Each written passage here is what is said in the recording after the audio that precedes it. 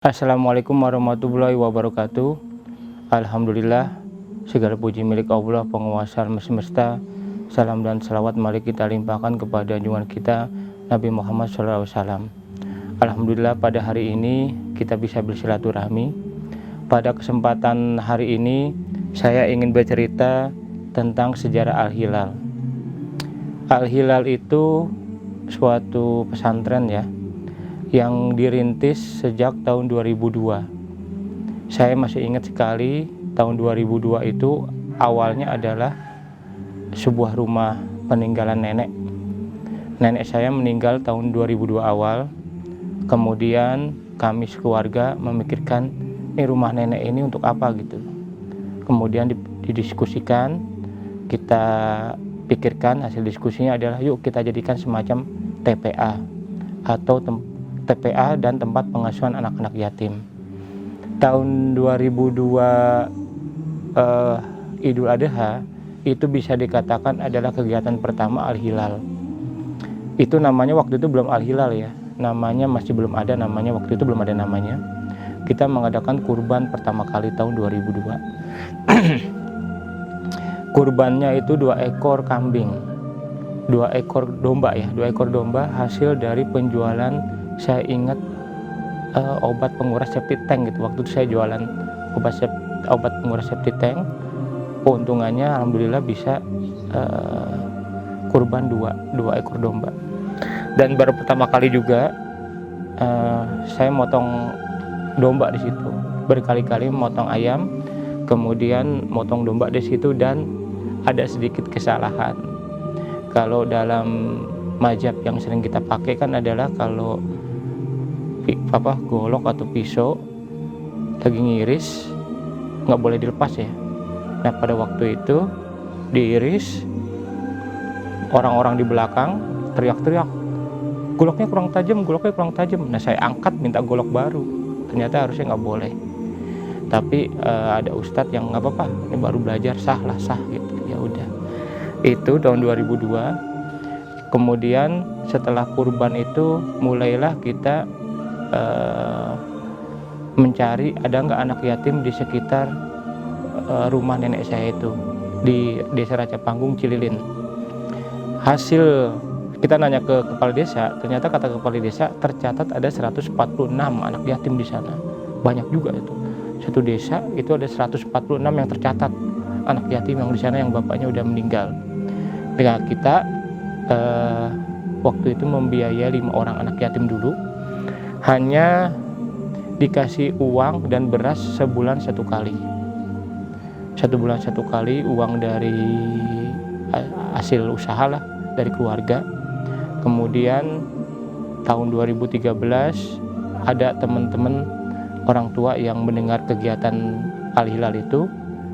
Kemudian ada yang nyumbang lah. Tahun 2013 mulai ada yang nyumbang, tapi sangat sedikit sekali. Masih sebagian besar dari keuntungan usaha. Tahun 2003 itu ya.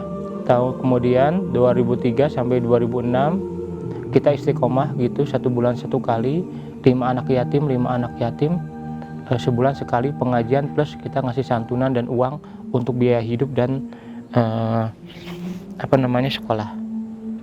Tahun 2006 mulailah kita bikin TPA di rumah, yang rumahnya teman-teman jangan bayangkan bagus ya.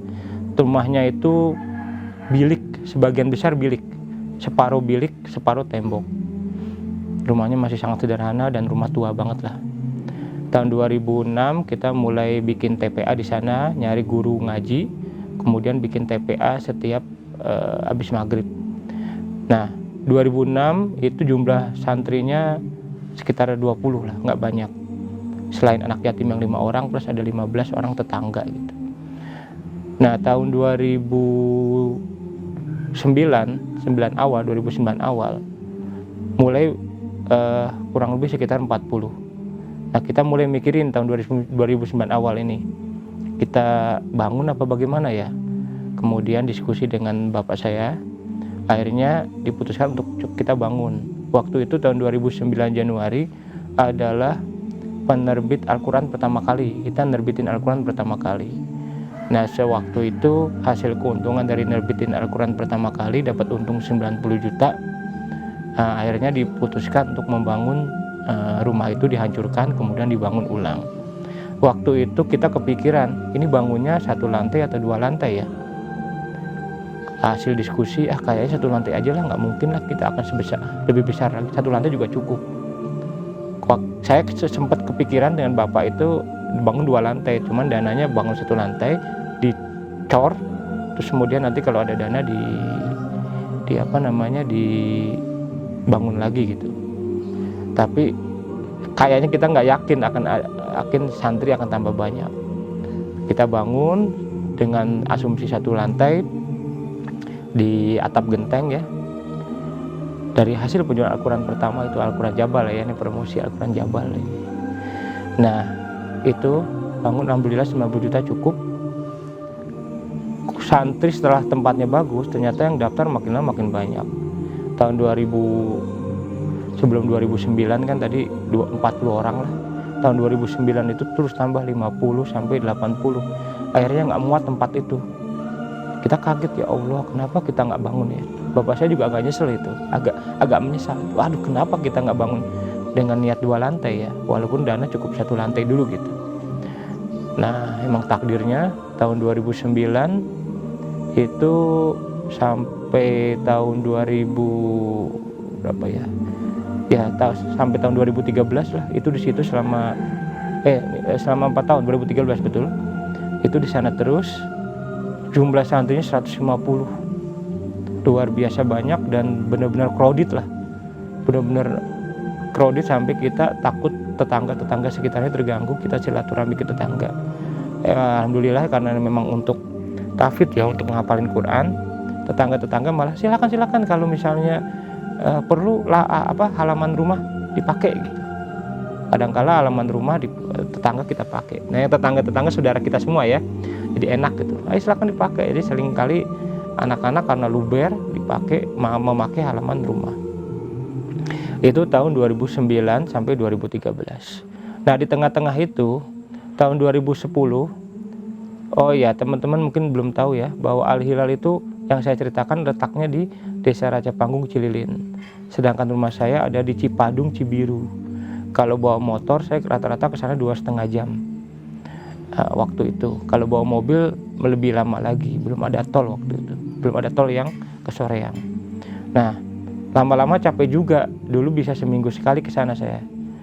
Lama-lama kok capek juga. Akhirnya kenapa kita nggak bikin panti asuhan lagi di dekat rumah, yaitu di Cipadung. Tahun 2010 waktu itu. Alhamdulillah emang ini rezeki ya, udah niat seperti itu. Pas bulan puasa, saya ingat banget habis sholat subuh, puasa tahun 2010, habis sholat subuh saya jalan-jalan ke RT 4. Rumah saya di RT 1 RW 14. Saya jalan-jalan ke RT 4, jarang sekali saya. Wah, sangat jarang saya ke daerah situ. Entah kenapa habis sholat subuh tergerak hatinya untuk jalan ke situ habis subuh gitu. Masih ngantuk, setengah ngantuk. Pas sambil jalan ke RT 4 itu ada tulisan rumah dijual. Rumahnya jelek ya, rumahnya udah jelek, tapi yang bagian belakang 2 lantai. Saya lihat rumah dijual. Saya takut harganya pasti mahal nih karena halamannya cukup luas. Saya ngeliat-liat, berkali-kali ngeliat-liat begitu, bolak-balik di depan rumahnya itu. Saya nggak berani untuk masuk ke dalam, takut mahal. Tiba-tiba ada ibu-ibu yang keluar terus manggil gitu. Pak, mau lihat rumah ya? Silakan sini masuk. Enggak Bu, cuma lihat-lihat aja. Nggak apa-apa, main aja, sini aja masuk. Saya datang, akhirnya saya memberanikan diri nekat aja ke situ. Kemudian masuk, diperkenalkan dengan anggota keluarga yang lain. Terus kalau mau lihat rumah silakan masuk. Saya masuk keliling. Maaf nih cuma lihat-lihat aja Bu. Tapi berapa ya Bu ibu nawarin rumah ini? Ibu itu bilang murah sekali. Berapa Bu? 250 juta. Waduh, nggak ada uang saya sebanyak itu. 250 juta. Berapa ya harusnya? Ayo nawar berapa? Aduh, saya nggak berani Bu kalau nawarnya, takut kerendahan. Nggak apa-apa, saya nggak punya uang sebanyak itu Bu. Nggak apa-apa, tawar aja berapa?